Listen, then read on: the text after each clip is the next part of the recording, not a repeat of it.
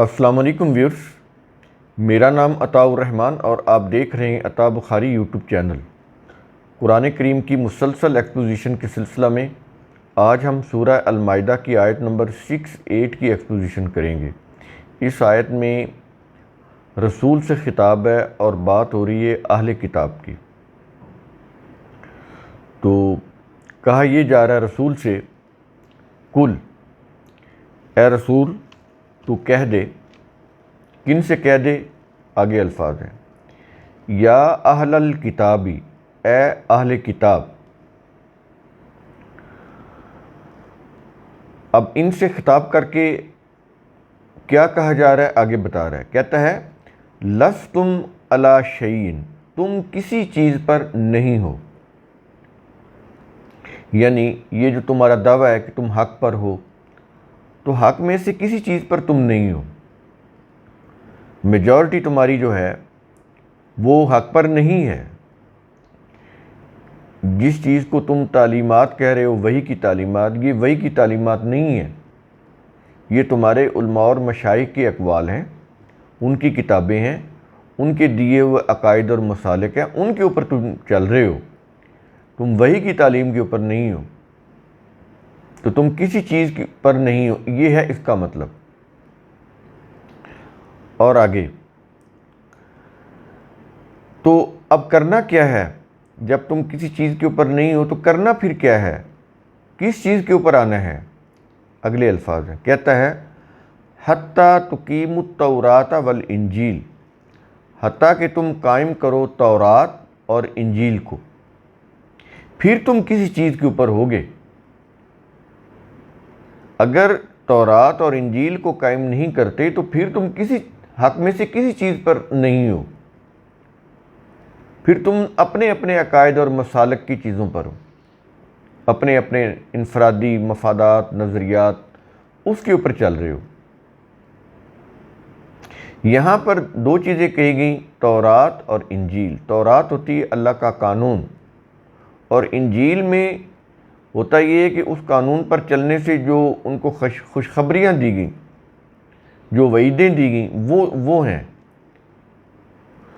تو یہاں پر تو یہ چیز ہوگی، اور اگلے الفاظ ہیں، کہتا ہے وما انزل الیکم، اور اس کو جو تمہاری طرف نازل کیا گیا۔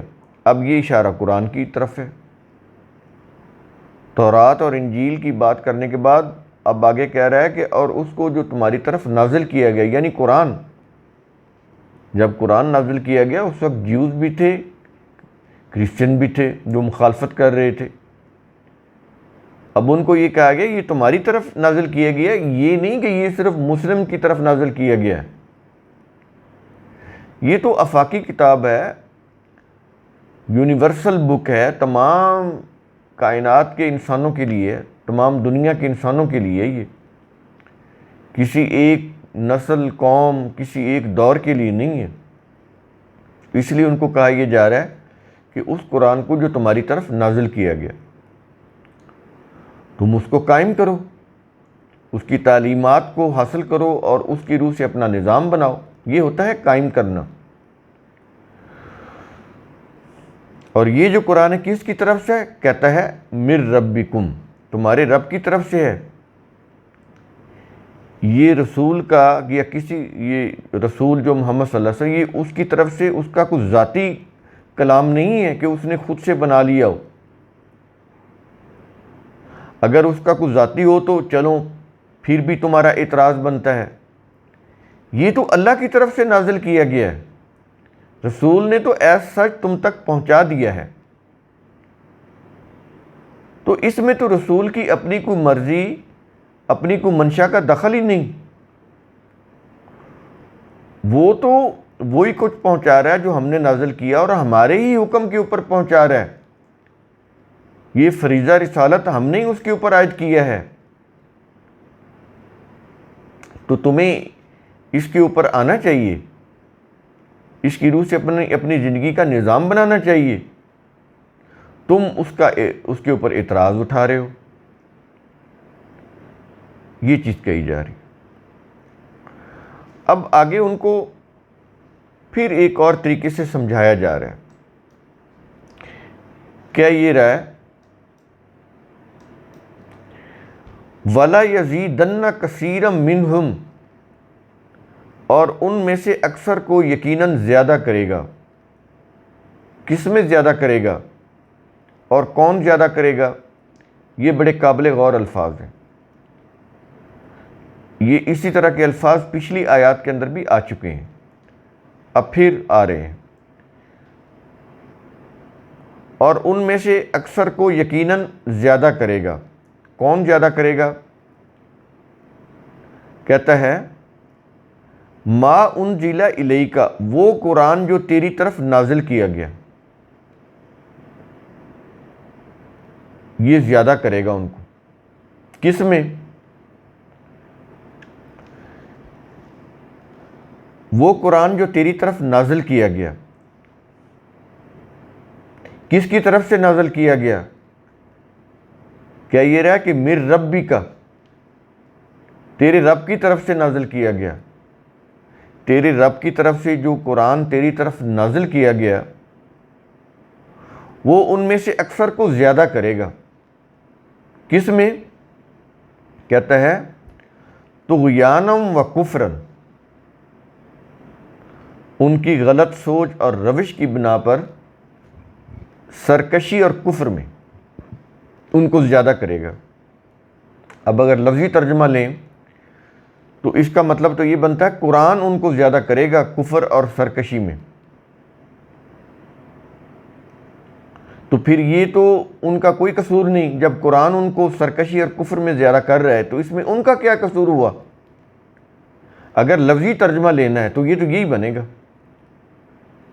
تو اس لیے میں کہتا ہوں کہ لفظی ترجمے سے بات جو اگر آپ سمجھیں گے تو اس سے بات غلط سمجھ آئے گی، یعنی کیونکہ قرآن کریم کے اندر لفظی ترجمہ تو وہ بہت کم ہے کہ لفظی ترجمہ کریں آپ، چند الفاظ ہیں، زیادہ تر جو الفاظ ہیں اس کے اندر استعارہ کی زبان ہوئی ہے، محاورہ کی زبان استعمال کی گئی ہے۔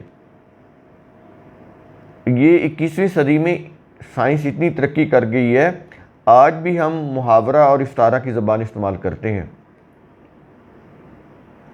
وہ میری آنکھوں کا تارا ہے، تو ہم یہ نہیں کہتے کہ ہی از انگلش میں کہ ہی از اسٹار آف مائی آئی، ہی از، اس کے لیے ہم کیا استعمال، he is apple of my eyes, وہ میری آنکھوں کا تارا ہے، he is an apple of my I.